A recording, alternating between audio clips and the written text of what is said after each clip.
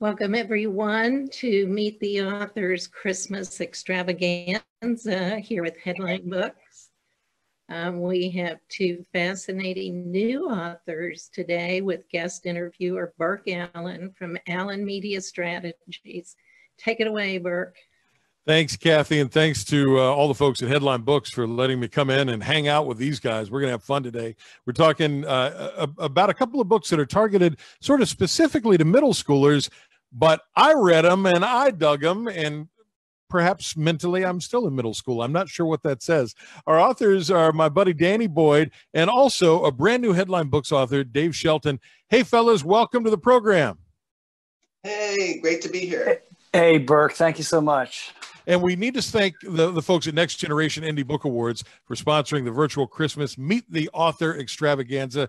If you're interested in picking up any of the Meet the Author's Christmas Extravaganza middle school books from Danny Boyd, Dave Shelton, or any of the authors that you see during the virtual events, you can visit headlinebooks.com, headlinebooks.com. And they've got some fancy internet way to even get autographed copies of the book. So we're putting technology to good use. I want to start, Danny, with you. You wrote this book, the Adventures of Wandala, and although you and I have West Virginia in common, it's my state of birth, and it's a state that you've lived in for the better part of your life. Was the fact that you've traveled so much internationally, did that contribute to the germ of the idea to write this book? Absolutely. I made up this story over 20 years ago for my daughter. You know my girls. Sure. They're in their early 30s now, and I shouldn't say that. But they were kids, and I was doing a lot of international contracts in faraway places, and they were a little nervous about it, as you know, as West Virginians are. I mean, we're a little suspicious of the outside world for good reason over the years, and still should be. But I always had a bad case of wanderlust, and I pursued every opportunity I could, and I found horrors around the world, but mostly I found wonderment, love, inclusion, and all those things. And so I just made up the story that I would tell them about the Adventures of Wandala with it. But I was a screenwriter. I never imagined writing prose style, let alone kids' books. And we started working with our buddy Larry Gross and did Paradise Park the musical, and then decided to write a kids show inspired by our neighborhood garden club kid. You know my kids here too. I'm looking right out at it. Main Street Garden Club we've done for 10 years. And Larry and I talked, and it was like, man, we're around kids all the time. That's what we like. So let's do that. And make a long story shorter, I finally got a break this winter. I finished the day I saw you. I finished the book on Miss Dirt Turtle's Garden Club to give to Larry the day of Landau and Larry's Christmas show. Right. And I was like, okay, I've got a break. So I took a month, and I went to Corozal, Belize, and spent a month. And I had a sensation that I hadn't had in a very long time. I got bored. And I thought, man. So that's why I said, well, I'll just try to write a children's book. I never researched it, didn't know how to do it. Kathy had to tell me what grade it was in. She said, well, what genre? I mean, what grades is it? You tell me. And like you, I think we've always had a sixth grade sense of humor. So, but at any rate, the storyline was just to make young people feel like, man, don't fear the outside world. And then also in this present time of building walls, like maybe we ought to reevaluate that and look about inclusion and getting together in this world, this crazy world that we're in right now.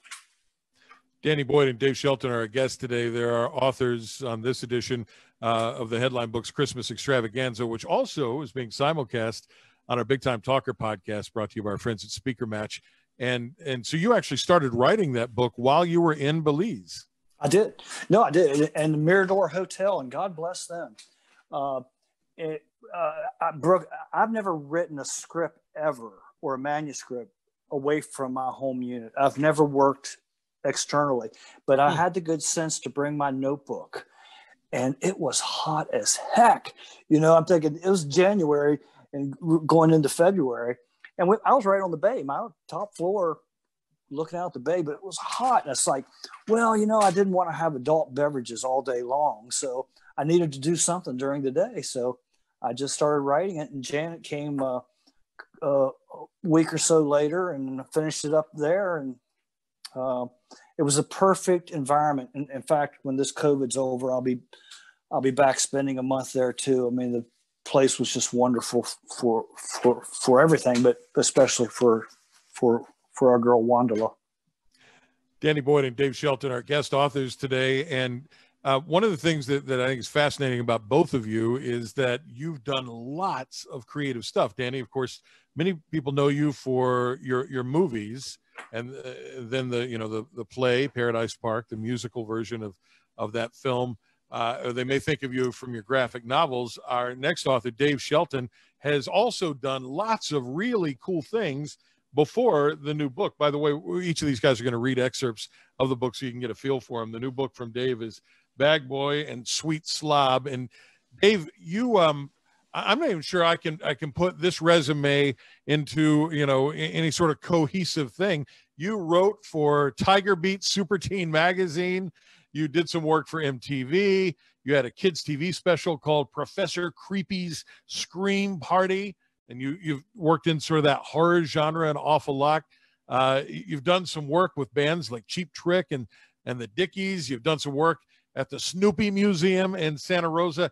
And you're an accomplished guitar player. So before we go any further, I want you to lay some guitar on us. All right. Come on. You had me at lay on. Okay. I didn't want to put the amp straight up here, so I hope you could hear this. Here comes the rock, ladies and gentlemen, from author Dave Shelton. Can you hear that okay? We got it. Okay.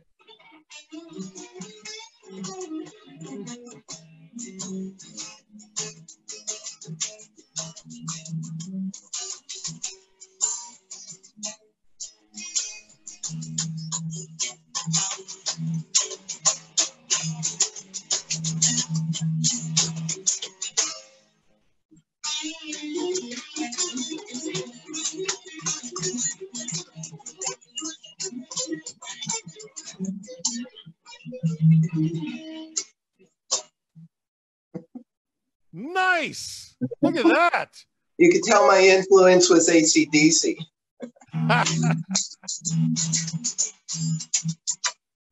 You never met three chords you didn't like. I love it. Dave Shelton, the author of Bag Boy and Sweet Slob. Here's my first question. Since I read about you and then I got an opportunity to read part of the book, the artwork in the book was so reminiscent of those classic Charles Addams Family cartoons. And I wonder if that was at all an influence whenever you work with the illustrator. Well, funny enough, because I'm also a cartoonist, that people were going, why didn't you illustrate the book yourself? Because I have another children's book that came out in the 90s called The Lemming Shepherds. And that one was written with a guy from, believe it or not, from Jet Propulsion Labs. And he was a musician. But I did all the illustrations there, and I worked with other people in illustrations like Judy Tenuta and did her book. But for this particular one, since my style is very much more like Charles Schulz and the Warner Brothers cartoons, because I've worked with Warner Brothers. And I thought, you know what, my favorite styles, like you said, are Addams Family and Charles Addams, but also Tim Burton. Huge influence not only on my cartoons but my writing. So I really didn't feel like I could do justice to the story. So I actually looked online. I designed the characters, and then I looked online on Facebook on a writers and artists page, and I found this guy in the Philippines who had this amazing portfolio, and his style fit perfect for it. His name is Richard Peter David. I have no idea if he's American, because I've never spoken to him on the phone, but with a name like that, you would think so. But he's been based in the Philippines, and I said, you know, would you do the book? I sent him the manuscript and he said, oh my gosh, I so feel these characters. And that's how we got together. I sent him basic sketches of how I wanted each page to look, and he just ran with it. And I couldn't have asked for anyone better to do this. You know, you and Danny did something very similar in that you used illustrators that are not next door. They're not even in the next state, not even the next country. They're from far, far away. So did that present any additional logistical challenges working with someone so far away? Or has the internet brought it all in and made it easier? Oh my God, you know, as horrible as people say the internet is for trolling and things like that, it's also one of the most useful devices for meeting. And no, the internet made it so much easier for me. And as a screenwriter also, like computer programs and Final Draft has made it a lot easier for screenwriters and writers in general to be able to just write and correct on the spot. Whereas years ago, using whiteout on an old typewriter, I was horrible at it. But no, I think finding this and it just opened the world to more people that you didn't even know about. You know, if I had to look in a catalog or something, I would never have found the same amount of people that I had using the internet. So I think between Danny and I, it just made it a lot easier to find somebody, and then also to find someone that works with you, that has the same thought process.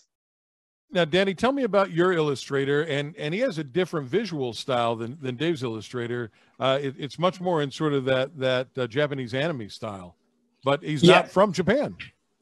Well, no, and Dave's right. When I went into graphic novels, I naively thought, well, gosh, I know lots of artists.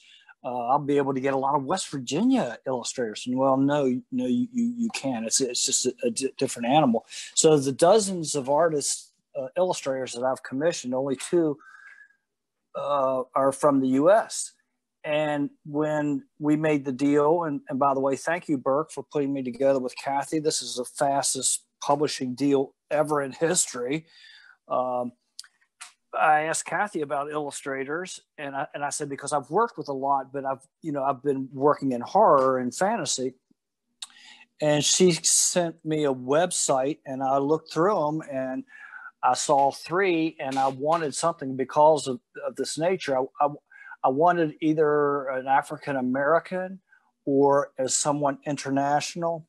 And the 2 people I found, one never responded, the African American young lady, and the other one was Hector Mexia of Mexico. And he got right back to me, and he loved it, and I loved his work. And Kathy and I think the world of him. We've just had so much fun. In fact, he's doing our next book, Miss Dirt Turtle's Garden Club, that we've done the poster for our next musical with Larry Gross. And you know, like Dave says, you form these relationships with people that you'll probably never see in person. That's really neat. And by the way, if you're an author or you're someone who needs an illustrator, the website that Headline Books sent Danny to is the Society of Children's Book Writers and Illustrators. And it's just this huge international database of really talented folks. One last question for you. Can I just add something really fast about also the reason for going outside of the United States? And I know this might not be, just sort of like politically correct, but they're more affordable. And, when you're working on a budget, I've worked with a lot of artists here who are amazing, who, like Danny, have worked on graphic novels and have worked on huge books and things like that. But when you're beginning to write a book and you're financing this yourself, you need to kind of make sure it stays within your budget.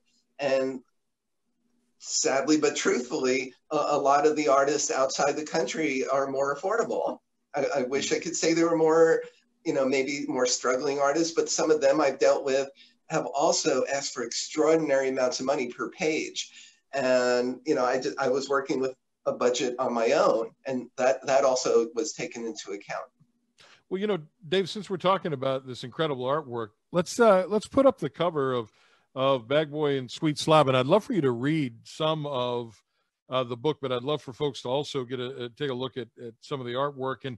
And if somebody comes up to you and says, "Hey, what's this book about, Dave?" How do you describe it? Well, it's actually based on a true story. It's based on my ex-fiance and I. Her name is Tammy, but I called her Sweet Slob because when we were in LA, we would always, being in the industry, we're always invited to events, whether it's red carpet events or charity events. And there's always swag bags where there's like stuff in it. And Tammy is a collector anyway, that's her name. So I just started accumulating bags, and I'd go to Comic-Con and they'd always give you bags there. Every booth had a bag. And I'm one that's big into recycling. So I thought, why don't I just keep these useful bags and I could reuse them for stuff?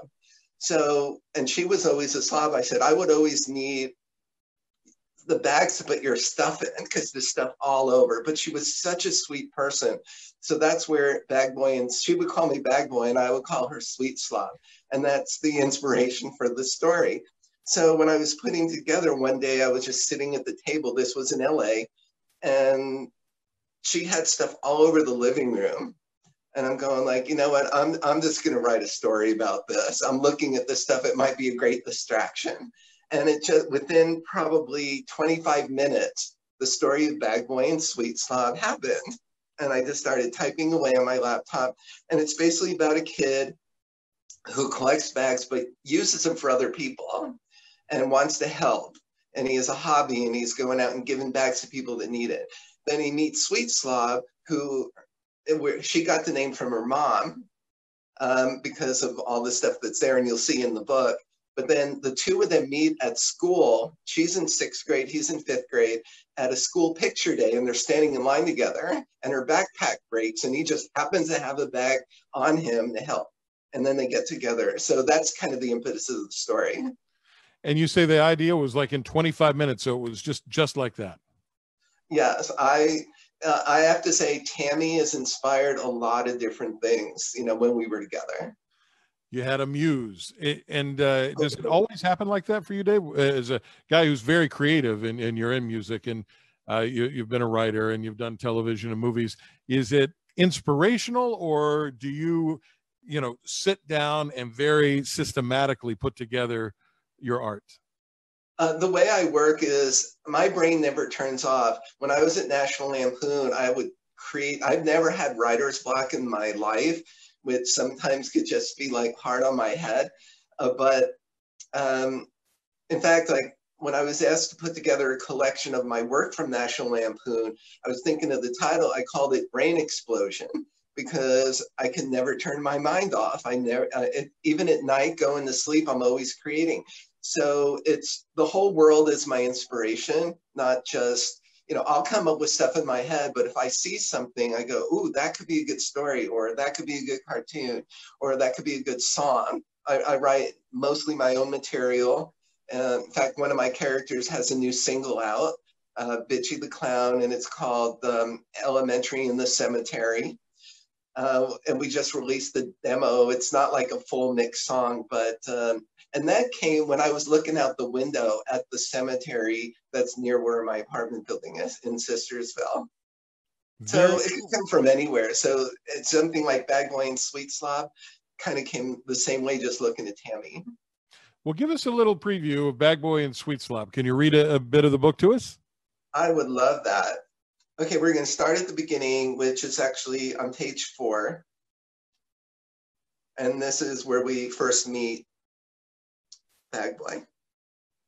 Once upon a time, there was a young boy named Randy Rassman, but everyone called him Bag Boy because he loved bags. All kinds of bags. Garbage bags, shopping bags, freezer bags, dry cleaning bags, designer bags, bags with handles, tote bags, clothes bags, even laundry bags. He would scatter them all over his room. Sometimes he would even put things in them like his dirty clothes or old toys and food wrappers, but he mostly just kept them empty. His mother was worried it was becoming an obsession, but Bag Boy told her not to worry because someday all those bags would come in handy and he'd be ready when someone needed one. Then one day, Bag Boy was out walking and came upon a woman who was having trouble because her paper shopping bag had ripped and she didn't have any backup ones. Bag boy quickly ran home, grabbed a canvas tote bag, and rushed back to the woman and helped her pick up her groceries and put them in the bag. The woman was so grateful, she gave Bag boy $5 as a thank you. At first, Bag boy didn't want to accept the money, but the woman insisted and said it was one of the nicest things she's ever seen.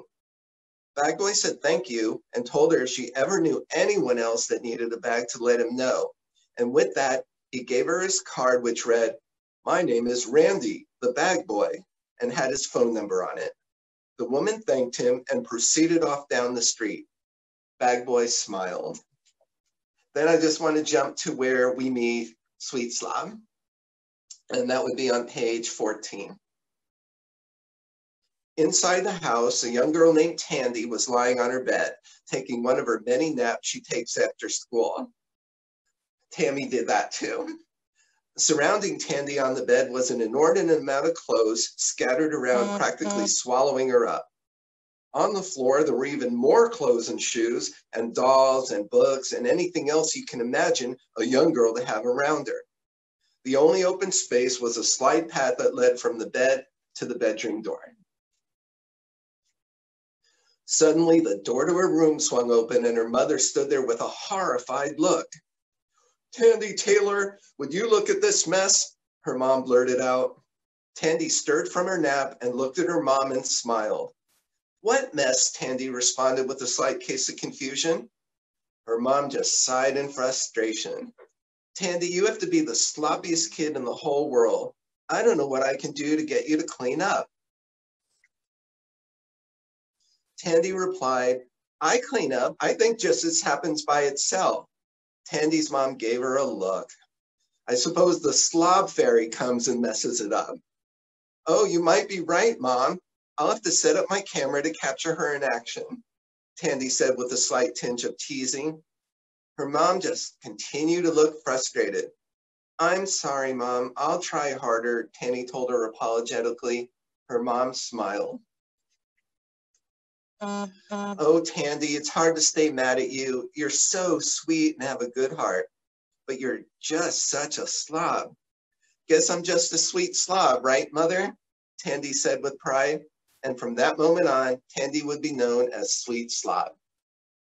I love it. And I will tell you, Dave Shelton, by the way, Bag Boy and Sweet Slob is the book. Can you hold the book cover up so we can take a look at that great artwork that we talked about? Keep it up there.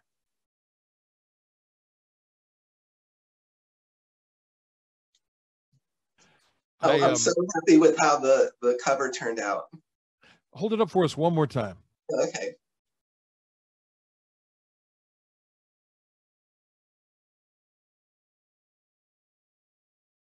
I tried to be as authentic to the story with the look of the characters as well, and I think it was captured really, really well.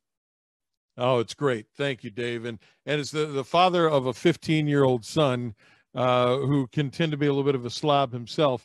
I tend to think as I'm picking up after him, you know what? They're only going to be a couple more years, and Danny will understand this, only going to be a couple more years before he leaves for college, and I wish I had a kid to pick up after. Oh, you know what? And it's not just confined to women. Sweet slobs can be anyone. That's exactly right. I got one of my own. Danny, when you wrote the Adventures of Wandala as a father of two girls, and I don't want you to get too emotional and break down on us on camera here, but were there times, Danny, when you went back and you thought about your little girls as you were writing this book? Oh, every time. Yeah. Every time. I still, and you will make me emotional, but I'll walk through a grocery store and I'll see kids that age and say, oh, I miss them. But I love my girls at the age they are right now. I love them. And you will with Burke too as well. I mean, just every age of them is wonderful. But I'm lucky that I have, where I live here on the West Side, that I have a community of kids growing up all the time. You know, so I can stay in our sixth grade sense of humor life forever, you know, but no, and this book was dedicated to my daughters, Danielle and Georgia, who were my original Wandalas. If you're just joining us today, it's the the author's Christmas extravaganza with our middle grade discussion and readings with authors Danny Boyd and Dave Shelton as part of Headline Books, and also simulcast on the Big Time Talker podcast and the Blog Talk Radio Network. And we do have the author's books available for purchase at headlinebooks.com. They'll sign them for you. And we want to say a special thank you to the Next Generation Indie Book Awards for sponsoring our virtual Christmas Meet the Author extravaganza, as we all do things just a little bit differently. Danny, you and I spoke when you were in Belize and you were writing Wandala at that time, and then the whole world changed, gosh, right before you came back. Did your return to the States, the timing of that, was that predicated by the pandemic, or had you planned to come back and then you got back and you had to hunker down because it was really close? No, I had a visa for a month, so I got out, and thank God I did, because just a couple of days later they closed the airports. So that was just a weird circumstance. How has this as a creative affected you, Danny? And I'll ask Dave the same question in a sec, but the fact that you don't have as much human connection, as much human interaction with others, is it tougher for you? Or are you, like a lot of writers, are you generally a pretty solitary guy anyway, and this has not been a big change for you? I'm a pretty solitary guy anyway. I mean, I taught for 33 years as a professor. I talked for a living. So as Dave will tell you, writing is a solitary life. So my life really hasn't changed. In fact, I've never been as prolific as I have been. And I'm not bragging about it, because it's better than drinking yourself to death. You know, I've got to write. And I've fallen in these opportunities, thanks to you, and thanks to Kathy, thanks to Larry, thanks to Mark Scarpelli, that, you know, we keep these plates spinning all around. So, I mean, my big emotion is I just feel so sorry for the people who are not nearly as fortunate as I am. And this will pass. The vaccine's coming. We just got to get through it now. Dave, you spent many, many years in Southern California. You were right in the heart of, an urban area with millions and millions of people. You now live in a place that probably couldn't be any more different than that. You decamped from Los Angeles, and you live in small town West Virginia now.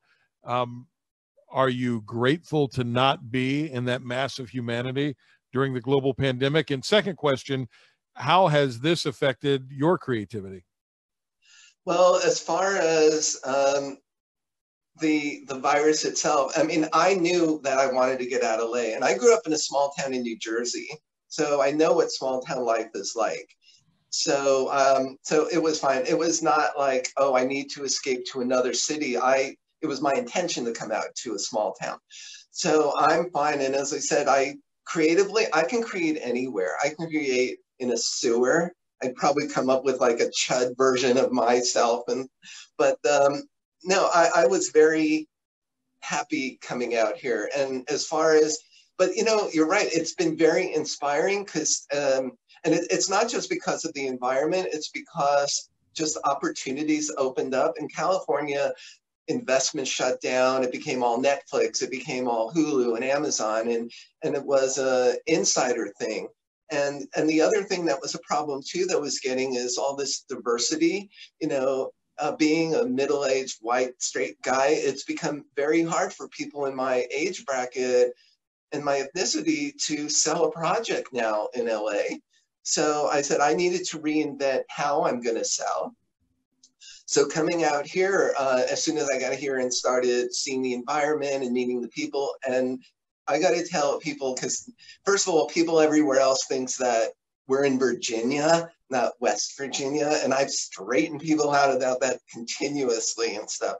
But that the people are so friendly out here. Everyone has a stigma about West Virginia. They are so wrong about it, just like stigmas anywhere. So I've been very, very fortunate. And so since I've been out here, not only have I written like 3 feature films since I've been out here, and I wrote one with a guy from Pittsburgh. I created a a radio show called Cemetery Go-Go, which is on FM radio now. I would never be able to do that in LA and stuff. And now we're getting hopefully syndicated with it. But also to just, I came up with a short film. When I was living at the hotel, I entered this film festival about quarantining, speaking quarantine. And you said like about people around you. Since I'm a very solitary writer too, as you can see, I'm not alone. I do have my friends here. I know that's weird, but it's very inspirational. You got to get your inspiration from wherever. Sure. And I'm very big into collecting like haunted dolls and bobbleheads and lunchboxes. So I'm never actually alone because like you guys were saying, they would say, well, that we're self-contained, is that our inspiration comes from us. It has to come out of our brain, and however that happens. So I've been fine being out here and being creative. And, you know, I've had a lot of support, all my friends and family and my friends in California, especially. That's the only thing I miss in California are my friends. And when I was first coming up with this, and I had some great endorsements on the book, I just got to read some of the names. You probably know who they are. PJ Souls, who is the actress, she's one of the stars of Halloween and Stripes. Carrie and Stripes, and one of my best friends, one of the sweetest people you meet. I even got Tammy, Sweet Slob, to do one. And then Terrence Winkless, who was one of the stars of the Banana Splits, but he also wrote The Howling. And as a writer, it was one of my favorite films because I also know Dee Wallace very well. So when he said he would come on board, I said, and he's part of Professor Creepy now, which is really cool. And then another local who I met out here, Eva Stewarts. I don't know if you know her. She's an author. She's from Sistersville. She went to WVU, then moved to California and became vice president of marketing at Disney. So she wrote a book called From the Outhouse to the Mouse House, and she did a tour. And I did an article on her, and we became friends. And I said, would you do an endorsement for the book? And she read it and she said, oh, of course, it's wonderful. It fits everything that, you know, could happen in West Virginia, and just to the heart, which I found West Virginia was one of the most heartfelt states. I mean, you have your factions, but overall, it's one of the nicest states that I've ever come to. And I've been to almost all of them around the country, and I've been to Europe, and it's just so nice here. So hooking up with Kathy, and then I got to give a shout out too, if I can, to some of the people that I put on thank yous in the book, because they were very inspirational in, you know, because even with all the work I've done and other authors, I'm sure, under headline books, you know, you get your downs and you get your ups, and you have to kind of just keep motivated. So some of my friends that have kept me motivated are like Mitch Kitayama and let's see, who's another one that I think could be really important. John Hitt and his daughter, Emily Rose Hitt, Diane Salzberg, Brittany Sperlinski, Paul Mazza, Guy Griffith. And the reason I found, you know, this is the coolest story of how I found headline books. I was at the Sistersville Library, and I've been helping them out there and doing some research and looking for book publishers. I found one from Headline Books. I think it was called Trots and Dog. Is that, Kathy can verify that, but I think that was, and it was a local author from Sistersville, and it was under Headline Books. So that's how I contacted Headline Books. So I give a shout out in the book to not only them, but to Sistersville Library and Shauna Yoho and Sabrina Kyle, who are the librarians, because without being there, we wouldn't be here today.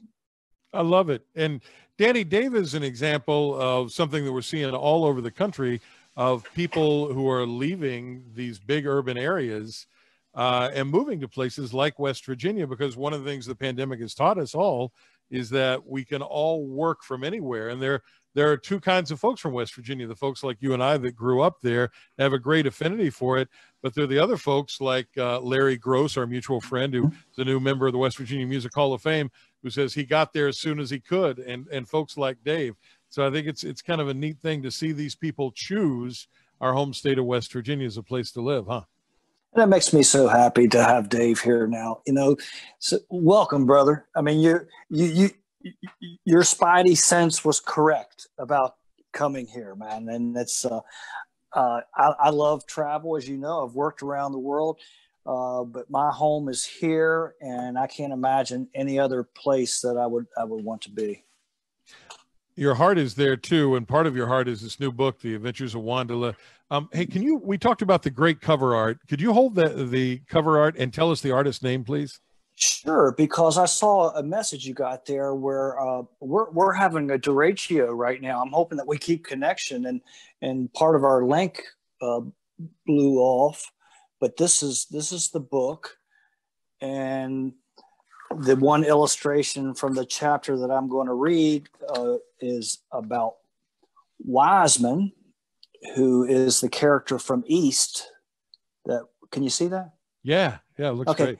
That so yeah, that's and that's the back. So it's a pretty little book.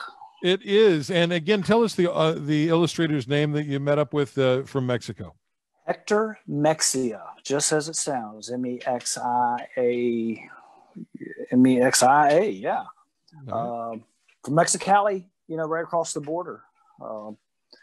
Hopefully, we'll meet him someday. Would you mind to read a little bit of The Adventures of Wandala for us? Here's my friend Danny Boyd. I do mind a little bit because I told Kathy that I'm a writer, not a reader, so I don't have a lot of experience. So please bear with me. Now, Wandala has had a dream that there's a bridge. The world has had a cataclysmic event where the whole world has submerged into the sea, leaving only an island, and the survivors rushed to their 5 worlds on the one island and still form separations. But she keeps dreaming that there's a bridge to the outside world. And her only friend, the custodian, Super Eddie, it's called Super Eddie because he's a custodian. And he used to be a wise man until the world had turned into this world. And she tells him about the dream, and he's the only one that understands it. And she says, I don't know where to go. And he says, northeast, southwest, go the way you think the best. And she's been to north, and now she goes to the east. As Wandala and Rodney reached east, everything looked very different. The strange animal and bird sounds seemed to scream fear and danger to the 2 travelers. We must move cautiously and carefully here. When Wandala turned to respond, she jumped with a start. Rodney had transformed again into a big fox. Adapting, she asked. Better to observe, Rodney replied. What the heck are you? She asked. A Tibetan fox. I saw one watching us as we passed through the jungle. Felt appropriate. As they passed, the craggy mountain jutted up in front of them. When they looked up, they saw what looked like a lone person sitting motionless above the cliff. I think he needs help, Wandala said. She began to climb the cliff toward the person. Maybe not a good idea, Rodney replied, but he followed. As they reached the person, they saw he was just a boy. He sat, eyes closed, motionless. He didn't even seem to be breathing. Worried, Wandala said, You okay, buddy? No response. So she gently shook his shoulder. Definitely a bad idea. The boy's eyes flashed open and he screamed, Ah! He angrily turned to them. You scared the crap out of me. We thought you were dead, Wandala said. Dead? I was meditating, you barbarian. And as if he was counting in his head, his anger grew. I was 1 day short of a year-long meditation without speaking. 1 day. Why in the world would you do that? Wandala asked. Who are you? The boy asked. I am Wandala of Centralia, and this is my dog Rodney. Well, that explains it. You are barbarians. Your people are forbidden here. Wandala fought back. You sit still with your eyes closed for a year, wearing a diaper, and we're barbarians? Feeling embarrassment, It's not a diaper. Sure looks like it to me, and that is no way to treat someone who's trying to help you. The boy's mood shifts. I'm sorry. I sometimes get grumpy when I wake up. Wandala softened as well. It's okay. Sometimes I get grumpy when I wake too. What is your name? I am Wiseman of the East, he proudly responded, named for the vast wisdom we possess here. We're looking for a bridge to the outer world, Wandala told Wiseman. I have dreamed it so clearly, but it never shows me where it is. Certainly someone as wise as you know where it is. I'm sorry, Wandala, but I have trekked every shore of East, and there is no such bridge. Wandala began to cry. Maybe it is just a stupid dream. I think you're a great reader. Nicely done. Thanks. We're on the last page now. Being the emotional type as well, Wiseman put his gentle arms around the sad girl. No dream is stupid. I too have felt that there is more out there, and East wept right along with her. They cried so much that the ledge began to pool. Rodney was afraid that the two kids might wash over the edge. He dug his claws to secure them the best he could. Then Wandala had a thought. Why don't you come with us? Someone as wise as you could surely find the bridge. Wiseman hung his head. It is forbidden. Wandala pleaded, but I like you, Wiseman. And I like you too, Wandala, very much, but I cannot. Without a word spoken, Wiseman guided his two new friends to the next border. Good luck finding the bridge, Wiseman said as he stopped. I will miss you, Wandala. Like with North, she could only nod as she and Rodney headed in their way. It was odd to her that she had felt an emotion that she had never had before, and now twice. Her heart hurt. Nicely done, sir. Nicely done. Bless you. That's Danny Boyd, the author of The Adventures of Wandala, and along with Dave Shelton's Bag Boy and Sweet Slob, those are our middle school sort of focus books in this session of our holiday book extravaganza from Headline Books. You can purchase both at headlinebooks.com, get them autographed and personalized by the author. Wouldn't those make great Christmas gifts? And you don't have to go out. And if you're concerned about going into stores right now because of COVID-19, they can be shipped directly to your door. And thank you, by the way, to Next Generation Indie Book Awards for sponsoring our virtual Christmas Meet the Author extravaganza today. Danny, you and Dave have both done something that I think is very interesting because it's the flip of what I generally run into with my company, with Allen Media Strategies. Generally speaking, I have authors come to me who've written books and they want their books to be made into movies. That's immediately what we say, I've written this book, this would be a great movie. They've got a cast in their head. They know exactly how it should work out. You and Dave, though, have done this in a different way. You've worked in movies. You have written and produced and acted in 3 big movies and done a whole bunch more filming stuff, and then come to graphic novels and writing books. Why is it different for you, and what makes this better? Me? Yes, sir. Yeah. Well, I've made over 30 movies, and you're right. And when I started with this, I just loved movies. But I thought that I had to make movies. But as I became more of a writer, I realized it's not the medium, it's the message. And as Dave was telling you, for him working in LA, everything takes forever and it's so slow. And my clock is ticking faster than Dave's. I've got stories that I really needed to tell. And once I moved into writing, I realized, those are all those unfinished movies now that I have, either as graphic novels and now as theater musicals and children's books, thanks to Kathy now. So it's really the message. It's just getting the story out as soon as you can. And you're right. You mentioned you've done 30 films. I always think of those 3 theatrical features, but you've done some award-winning documentary films as well. Mm-hmm.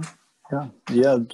Some Emmy nominated movies, and lucky me. I say it every day. Dave Shelton, what about you? You came from movies, of course. You were a writer early on, but is one medium or the other more fun, more interesting to you now that you've sort of decamped away from Los Angeles? Are you going to focus in on the writing more? Well, first I want to thank Dan for that compliment, but I'm definitely older than I look, so I think we might be close to the same age. I might even be older than him, but I'm Social Security age eligible, let's put it that way. But I've always had a very youthful, I think, Danny, too, you have to be, if you're going to write children's book, you have to be relatable. As far as coming from movies and TV and things, since I've always been a writer, but also a cartoonist and a voice actor and a musician, I've been doing it my whole life. This was the kind of field, and I always thought, because my brain also thinks in branding opportunities and stuff. So, how can I turn a project into, and maybe it's developed from necessity, but I've always thought in 4 different quadrants. It's not just like Dan says, the story is the first thing. You can have a $200 million budget movie, and if the script is bad, the ending is bad, people are going to walk away from it disappointed. It's going to suck. It's not going to do very well. Unless you're Michael Bay, and it doesn't matter how bad the script is. But anyway, so to me, each part of the medium kind of went hand in hand for me. It wasn't just the writing, but and it depends on the genre too. Like for horror, it's different than for drama, for comedy. I just wrote something for Scott Schwartz, who's a good friend of mine, from A Christmas Story. He's the kid that got his tongue stuck to the pole, and he was in the toy. And also, and this was so cool, Jamie Kennedy, I don't know if Dan knows this, but Jamie Kennedy, the comedian actor, he and I wrote together at National Lampoon. That was like his first start. So, and I wrote it to include him in it, and Cheap Trick. And I actually wrote them as characters in this script. It's called Schwartzy, and it's really funny.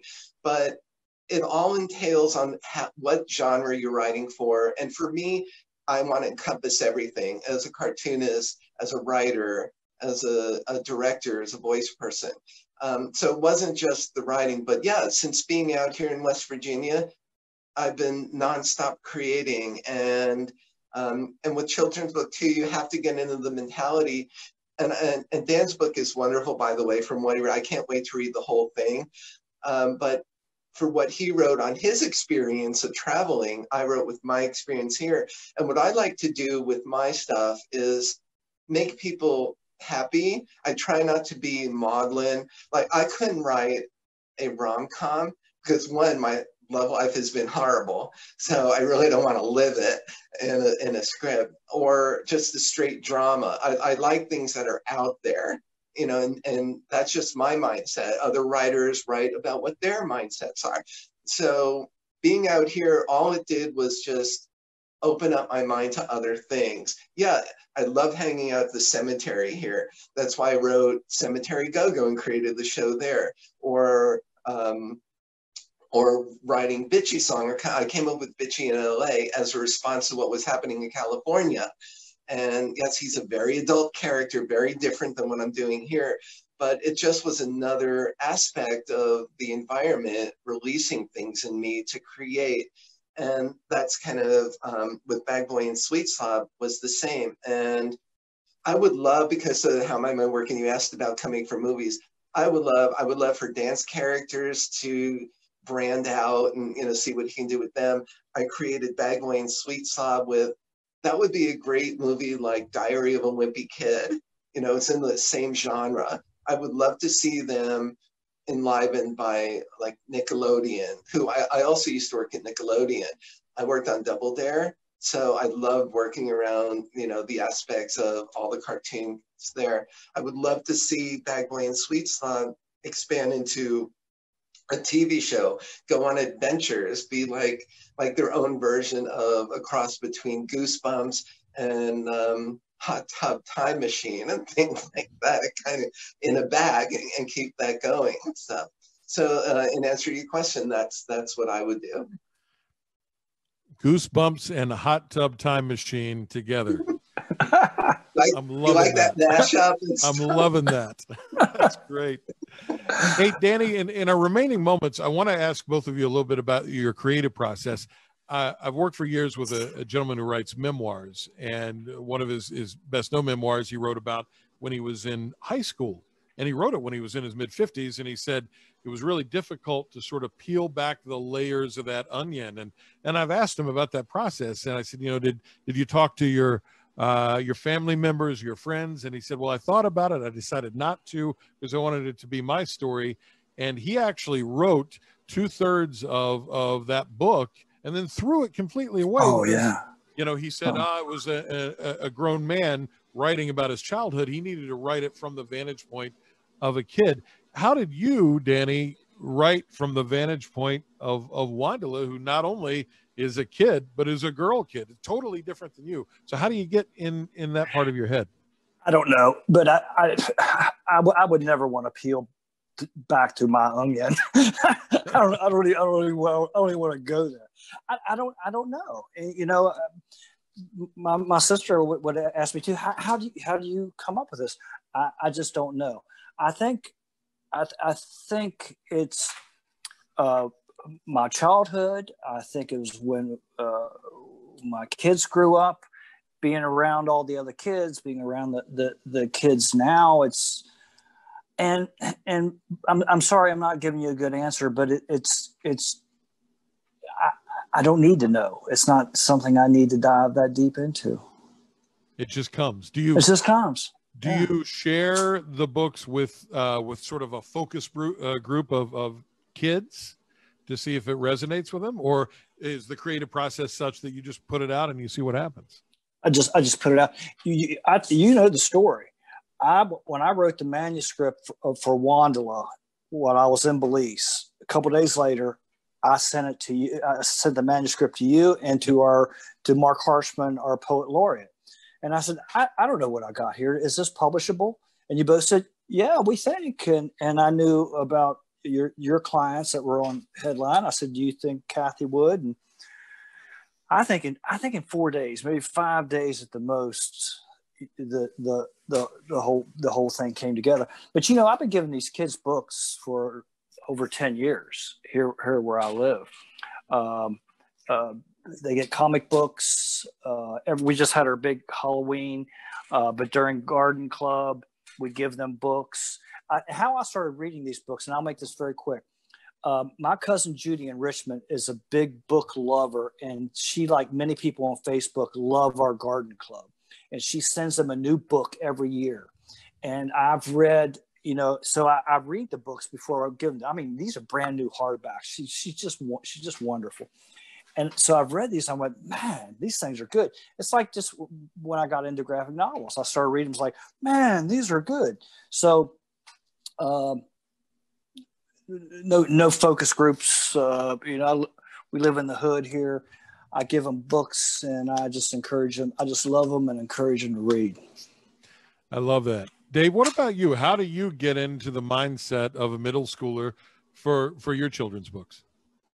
Well, first, I was going to interject, but I wanted Danny to finish. I go, when you asked, how do you get into the mind of, writing on a girl's character? And I was just going to say, because he's transsexual. That's Who knew? How else would you know? But no, I'm just, like Danny, we're basically still kids. I think it's terrible when people grow up and lose their childhood. They just say, oh, we have to be adults now. We have to live in the hard world. We have to work as adults or no one takes us seriously. And I think for storytellers, if they lost that, then they shouldn't be storytellers. So for me, maybe that's why I've had such a horrible love life, except for Tammy. But it's because, they come in thinking that, oh, here's this goofy guy. He's kind of nerdy, but he's very creative and talented and fun and good looking. strike the last. Modest. But you know, it's, and that's where all of my writing and cartoons and everything comes from, because it's got to be in your heart and your head, or other people aren't going to see it that way. They always say, start with yourself and then do what you want, and other people will come. You know, it's been an adage that's been used forever. And don't write for other people. Don't create for other people. Create for yourself. And you know what? If people like it, it's not going to matter whether you write for them or not. They could still hate it. So just write for yourself and make yourself happy. And if people take to it, they're going to see that in it. And with Dan, it came from him. With me, it came from me. And with every other author I've loved, or every comic book or cartoonist, that's why I love Charles Schulz so much. And I was honored when they asked me to put some of my cartoons in the museum in Santa Rosa, that it was because they saw something that I did. And I think that needs to stay with you. When you lose that, I think you lose your creativity, you lose your edge, and you'll come up with crap. So keep to yourself, and that's how I live, you know. And as I said, I surround myself with the things that I like that are inspiring, whether it's for music or, you know, my horror stuff or my characters. What a great conversation with both of you. Dave Shelton's book is Bag Boy and Sweet Slob. The Adventures of Wandala is from my pal Danny Boyd, and they're both available now, autographed copies at headlinebooks.com. Thank you, Next Generation Indie Book Awards, for sponsoring the session today of our virtual Christmas Meet the Author. Before we wrap up, Dave, I'm going to give you a last word, and Danny, I'm going to give you a last word, because I know you've got another book coming out next year. So, Dave, what else? What's your last word? Okay. I wanted to just let people know that they can go to my website, snuggiebear.com, SNUGGYBEAR.com. They can see more about the book and the other projects that I'm working on, including the radio show. And I'm working with Down syndrome. One of the things I was proud of is writing theme song for Special Olympics. So I do a lot with them, and we incorporate them into Professor Creepy. So, you know, you can see a lot of that there on the website. So I just wanted to give a shout out, and I wanted to thank Kathy and you and Headline Books for seeing what I saw in this little book and picking it up. And, you know, I hope it takes off, just like I hope Dan's book takes off, because I think the world needs a lot more of this. Thank you, sir. And that's snuggiebear.com if you want to find out more about Dave Shelton. The Adventures of Wandala is book one. Your second book takes place in the dirt, in the garden. Yeah. And this is the closest I can come to it. Is it? Can you see that? Yeah, that's great. This was, I was trying to come up with a new idea, sitting on the porch right here thinking, man, I need an idea. Duh, there it is, our garden club. Although it's not me, but it's these wonderful kids that live here. And this will be one of 3 musicals when the pandemic ends, and hopefully it's 2021. 3 musicals that I've now written the books for, 2 with Larry Gross and 1 with Mark Scarpelli, that I'm still optimistic will hit the stage this year. And we've agreed to do with Kathy and Headline Books to do Miss Dirt Turtle's Garden Club as a chapter book. And I'm 2/3 of the way through that, but that beautiful artwork was done by Hector that we've talked about, and he'll do the illustrations in the chapter book as well. Outstanding. Danny Boyd, Dave Shelton, thank you for being here today.